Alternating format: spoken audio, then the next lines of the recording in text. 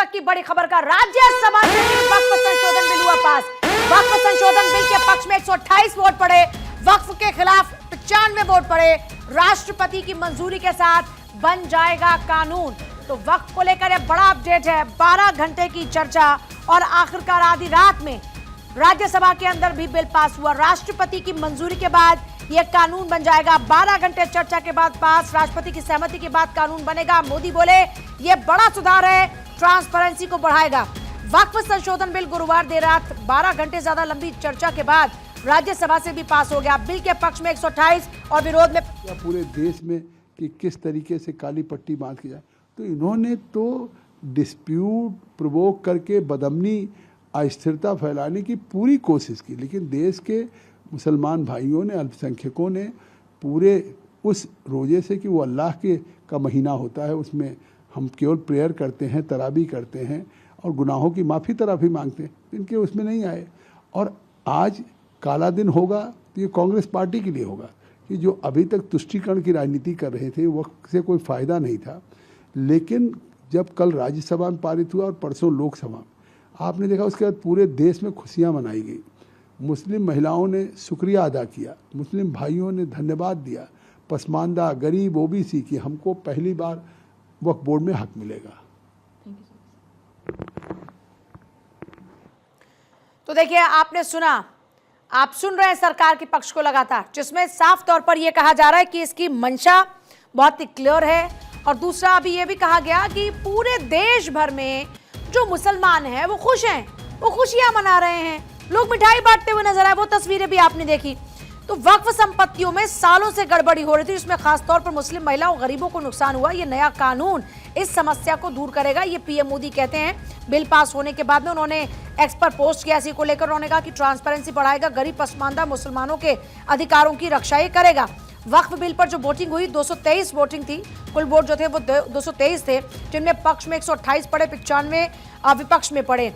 इस मौके पर किरण रिजिजू कहते हैं कि कानून में ट्रांसपेरेंसी, अकाउंटेबिलिटी और एक्यूरेसी केंद्रित बदलाव है।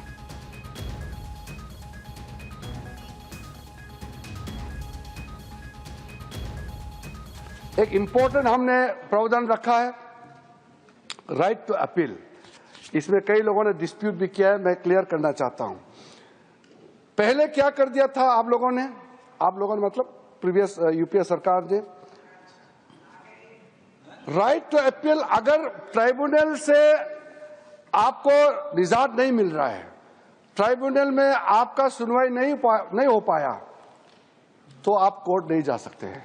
ओनली रिव्यू पिटीशन में आप जा सकते हैं, जो बहुत ही सीमित दरवाजा खुला होता है। रिव्यू पिटीशन आप तो सर, आपसे ज्यादा कौन समझ सकता है उसमें आम आदमी कहाँ रिव्यू पिटीशन जा करके ये सब चक्कर खात के घूमते रहेंगे। इसलिए हम ये मानते हैं कि right to appeal must be the substantive right, इसलिए हमने ये दरवाजा खोल दिया है। अगर ट्राइब्यूनल में आपका हक नहीं मिला तो आप अपील कर सकते हैं, सिविल रिट आपका अपील करके किसी भी जगह में आपको जाने के लिए क्यों रोका जाना चाहिए। असेंबली में कोई मुझे उंगली उठा के नहीं बोला देवेगौड़ा जी यहाँ है। अगर एक बार कोई किसी ने बोला तो पूरा हाउस उठ के मेरे इसके लिए वो अपॉलॉजी मांगी। चीफ मिनिस्टर आके मेरे बाजू में बैठ के अपॉलॉजी मांगे। ऐसा आदमी मैं हूं और मेरे लिए अगर ये बीजेपी के लोग डरा कर मुझे झुकाना चाहते हैं, मैं कभी नहीं झुकूंगा। मैं टूट जाऊंगा लेकिन झुकूंगा नहीं, ये याद रखो। डराने से मैं डरने वाला नहीं हूं। और 1 इंच भी अगर जगह मैंने अगर किसी की ली, अरे मैंने तो उस एरिया से आता हूं साहब, जिस एरिया में मुझे एक सेगमेंट में मुस्लिम के 1,20,000 वोट मुझे मिलते हैं। 1,20,000 एक ही सेगमेंट से। और मुझे ये लगा था, और वो ठाकुर को जरा आप बुद्धि बोलिए, नहीं तो हाँ, अरे अनुराग ठाकुर भाई जात नहीं बोलता। Please, sir, you have made your points. No, this is very, sir, I condemn it. So I want your I want your protection. Yes. I want your protection. Yes, He should apologize. I would. On behalf of him, the leader of the house should apologize.